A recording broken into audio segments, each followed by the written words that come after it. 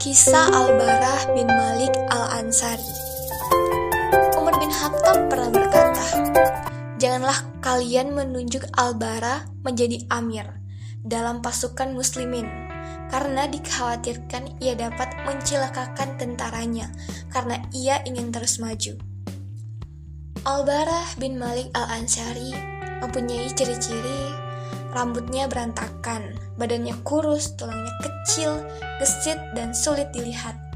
Akan tetapi, meski demikian, ia berhasil membunuh 100 orang musyrik dalam sekali perang.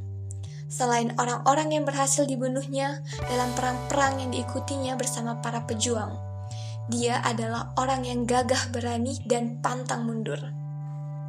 Demikian tulis Umar dalam sebuah surat yang ia tunjukkan untuk para pembantunya. Janganlah ia ditunjuk sebagai pemimpin, sebagai pimpinan pasukan muslimin, karena khawatir mereka semua terbunuh karena maju terus. Dialah Al-Barah bin Malik Al-Ansari, saudara Anas bin Malik, pembantu Rasulullah SAW. Jika aku paparkan semua kisah kepahlawanan Al-Barah bin Malik, pasti akan membutuhkan banyak ruang dan halaman. Karena aku hanya menceritakan satu kisah saja dari kepahlawanannya yang dapat memberikan gambaran kepadamu tentang kisah kepahlawanannya yang lain. Kisah ini dimulai saat Rasulullah SAW wafat dan kembali ke pangkuan Tuhannya. Saat beberapa kabilah Arab keluar dari agama Allah secara berbondong-bondong, seperti saat mereka masuk ke agama tersebut secara berbondong-bondong, sehingga yang tersisa hanyalah para penduduk Mekah, Madinah, Taif, dan beberapa kelompok di sana sini yang Allah tetapkan hatinya untuk terus beriman. Abu Bakar As-Siddiq tetap tegar menghadapi fitnah yang merebak ini. Ia tegar bagai gunung kokoh yang tak bergeming. Ia menyiapkan 11 pasukan yang terdiri dari kaum Muhajirin dan Ansar. Beliau juga menyiapkan 11 panji yang masing-masing dibawa oleh panglima pasukan tadi. Ia mengutus ke 11 pasukan tadi seluruh penjuru Arab untuk mengembalikan mereka yang murtad kepada jalan petunjuk dan kebenaran, dan untuk menggiring orang-orang yang sesat menuju jalan yang lurus lewat sabetan pedang. Kaum murtad yang paling kuat dan banyak pasukannya adalah Bani Hanifah, yang menjadi para pendukung Musailamah Al-Kadzab. Saat itu Musailamah didukung oleh kaum dan sekutunya yang berjumlah 40.000 orang pejuang. Kebanyakan dari mereka mendukungnya karena fanatisme dan bukannya karena beriman kepadanya. Sebagian dari mereka mengatakan, "Aku bersaksi bahwa Musailamah adalah pembohong dan Muhammad adalah benar. Tetapi pembohong yang berasal dari suku Rabi'ah lebih kami sukai daripada orang yang benar berasal dari suku Mudhar." Musailamah berhasil mengalahkan dan memukul mundur pasukan pertama kaum muslimin yang dikirim kepadanya di bawah komando Ikrimah bin Abi Jahal. Lalu Abu Bakar mengirimkan pasukan muslimin kedua kepada Musailamah di bawah komando Khalid bin Walid, di mana pasukan tersebut dipenuhi dengan para tokoh Ansar dan Muhajirin. Salah satu dari mereka adalah Al-Barah bin Malik Al-Ansari, dan banyak lagi para patriot pemberani dari kaum muslimin. Kedua pasukan bertemu di daerah Al-Yamamah di Najd. Hanya sebentar saja maka pasukan Musailamah dan pendukungnya terlihat unggul. Bumi yang dipijak oleh pasukan muslimin terasa guncang saat itu. Kaum muslimin mulai bergerak mundur dan terjepit, sehingga para pendukung Musailamah dapat menyusup ke tenda induk Khalid bin Walid. Mereka mencabut tali dan tiang pada tenda tersebut.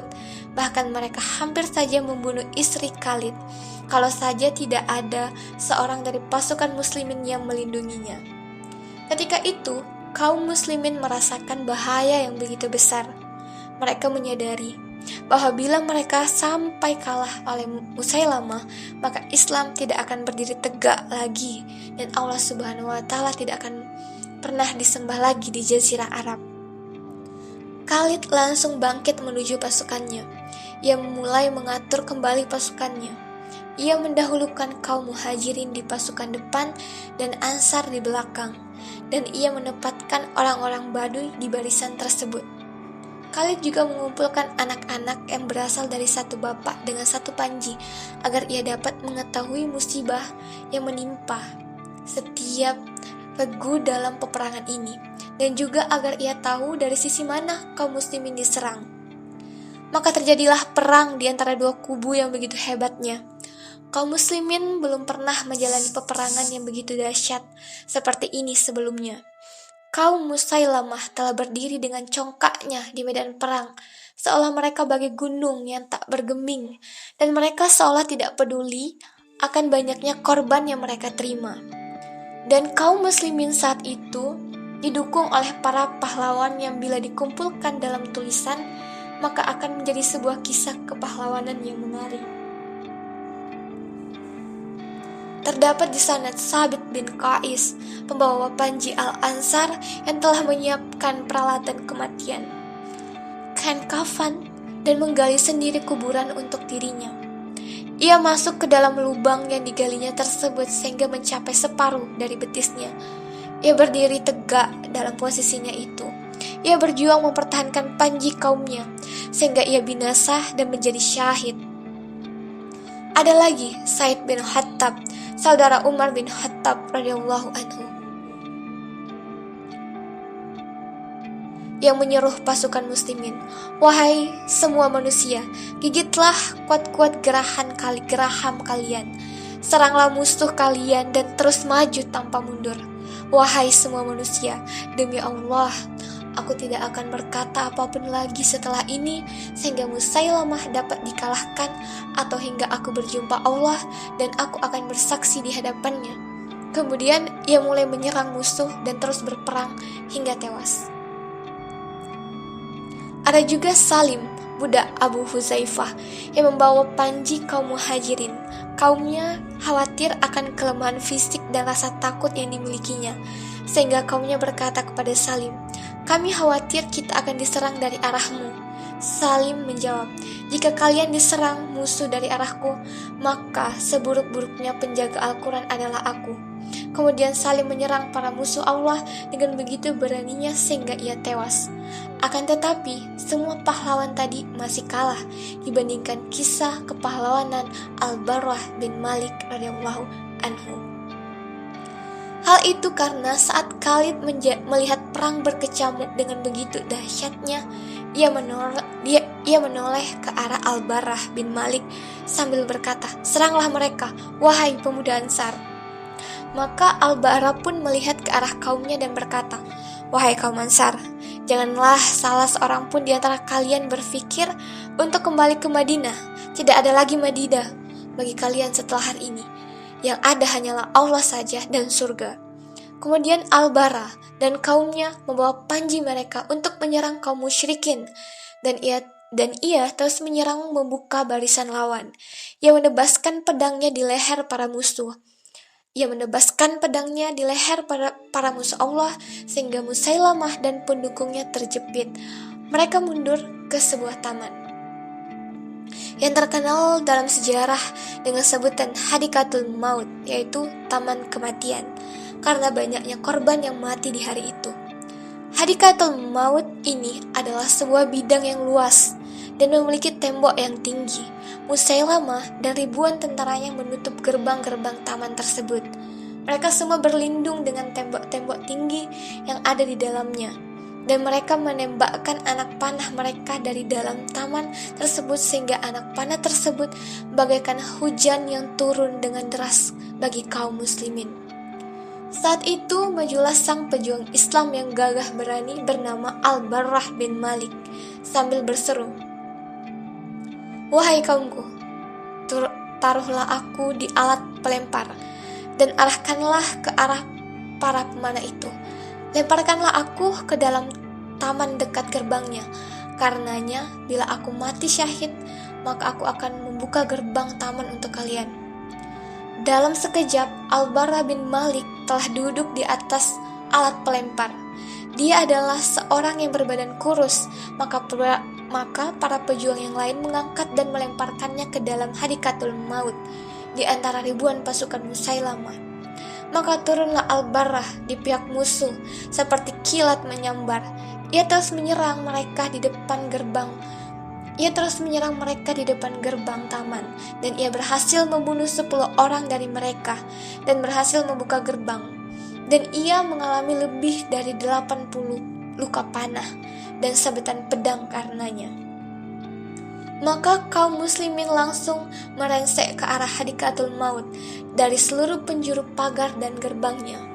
Mereka menyabetkan pedang ke arah leher para kelompok murtadin, sehingga tidak kurang dari 20.000 dari pihak mereka menjadi korban, termasuk Musailamah al-Kadzab. Al-Barrah bin Malik dibawa dengan kendaraannya untuk mendapatkan perawatan. Khalid bin Walid merawatnya selama sebulan penuh untuk menyembuhkan sebuah luka yang ada pada tubuh Al-Barrah hingga akhirnya ia pun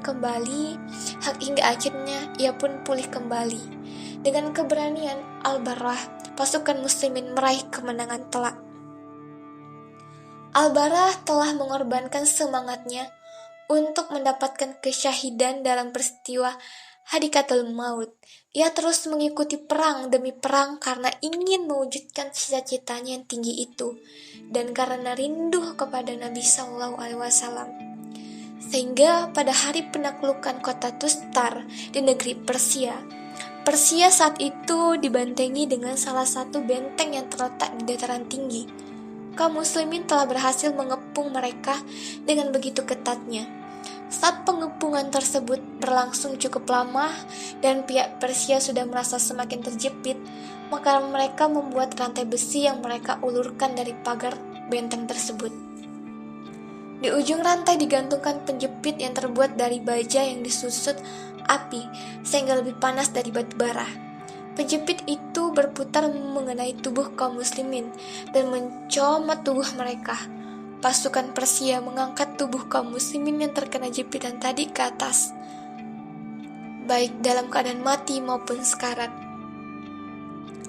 Para pasukan Persia yang bertugas menggunakan alat tersebut mengarahkannya kepada Anas bin Malik, saudara Al-Barrah bin Malik.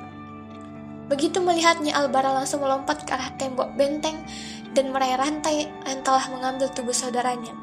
Al-Barrah berjuang keras menggoncang penjepit tadi untuk mengeluarkan Anas dari dalamnya. Tangan Al-Barrah menjadi terbakar dan melepuh. Ia tidak menghentikan usahanya hingga saudara yang terbebas. Dan ia pun jatuh setelah hanya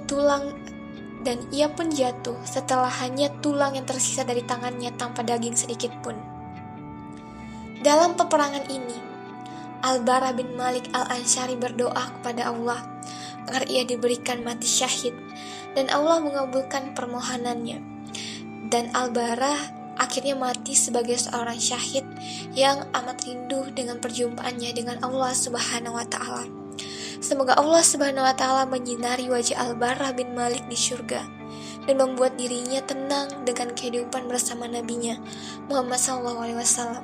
Semoga Allah meridhoinya dan ia ridho kepada Tuhannya.